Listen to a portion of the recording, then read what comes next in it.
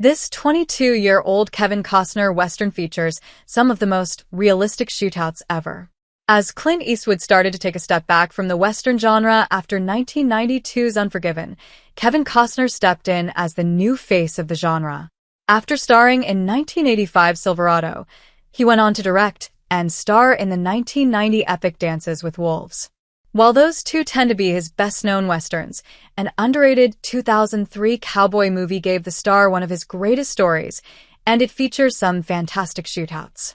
Just as Clint Eastwood took over from John Wayne as the face of the Western genre after The Good, the Bad, and the Ugly, so too did Costner take over from Eastwood in the 90s. As the Dirty Harry star was making his magnum opus with Unforgiven, Costner lined up a slew of Western projects. While some of these were enormously successful, like Dances with Wolves, his portrayal of Wyatt Earp in the 1994 film of the same name was a spectacular flop as Tombstone overshadowed it.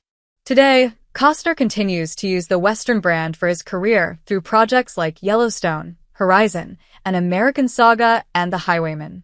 As great as his 1990 box office phenomenon might be, traditional Western fans might enjoy his 2003 cowboy revenge film far more.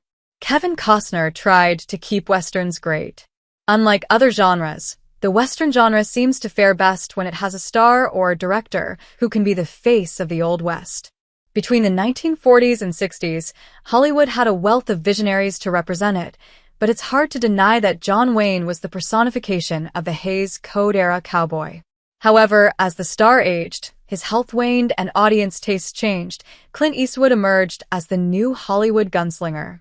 Taking on darker, more morally ambiguous roles than the typical Wayne character, his westerns were as brilliant as they were controversial.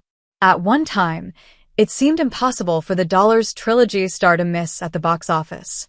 However, as Eastwood himself started to age, it was tough for him to keep returning to the same gritty, rugged gunfighter character that had built his career. The same year he made his penultimate gunslinger film, Pale Rider, Kevin Costner had his first Western with 1985's Silverado.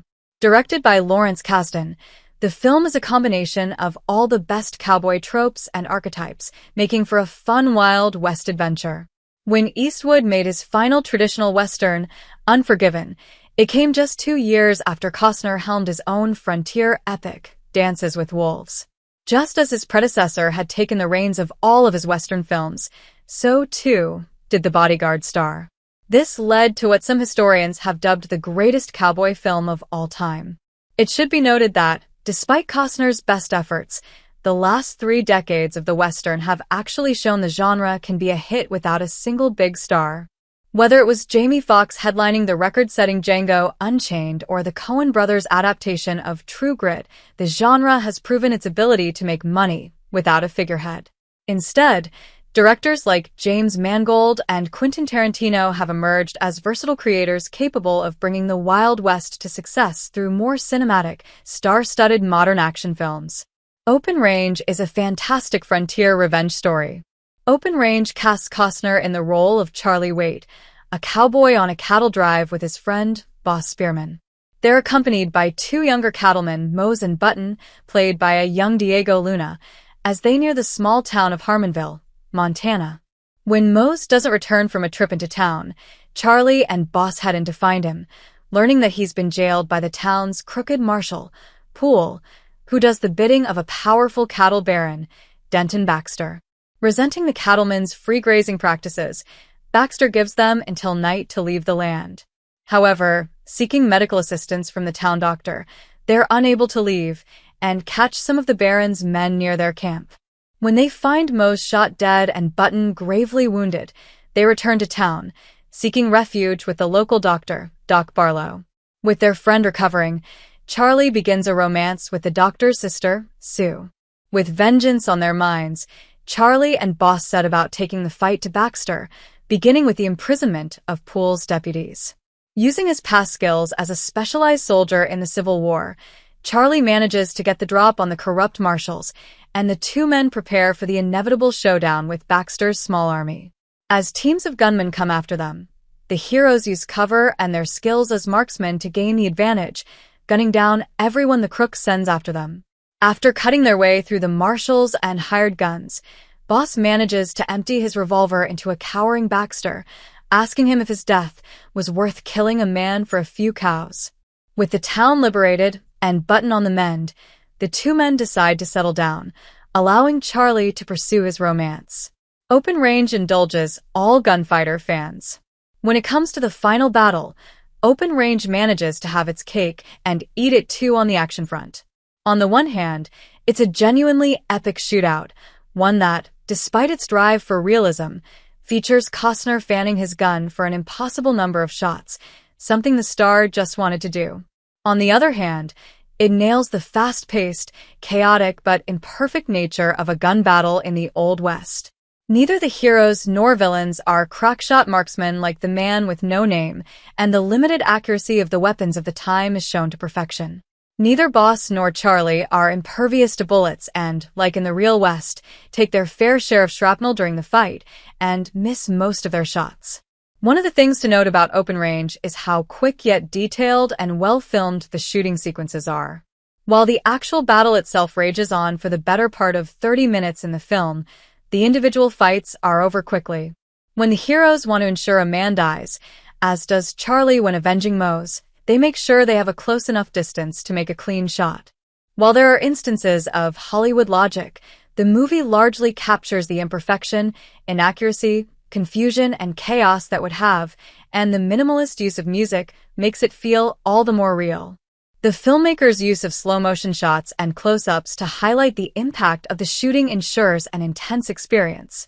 Here, the audience is shown every splinter, hit, and miss, ensuring a comprehensive battle, rather than the choppy, incoherent editing of lesser movies. It isn't just the shooting that's accurate. While the ending gunfight is one of the things for which Open Range is best known, it's far from the only thing.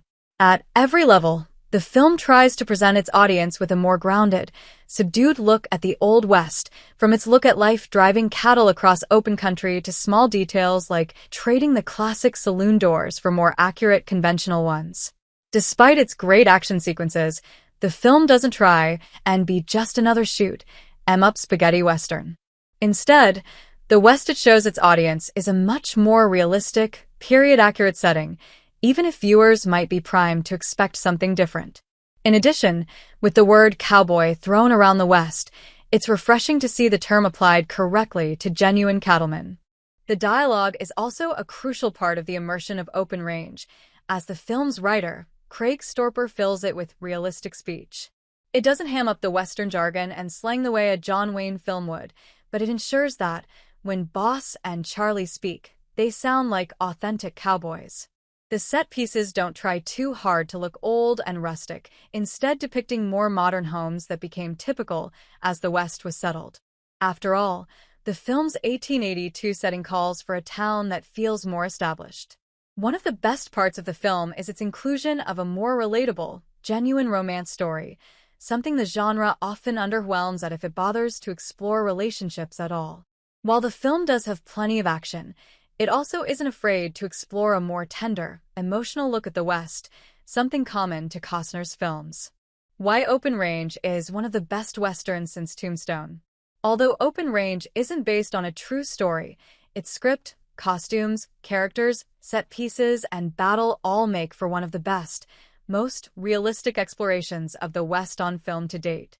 Reversing the cowboy/marshal feud that made Tombstone great, it shows the corrupting influence powerful land barons often exerted over the frontier. Thanks to Michael Gambon, the movie has a brilliant villain evocative of classic bad guys like Shane's Rufus Riker and Pale Rider's La Hood.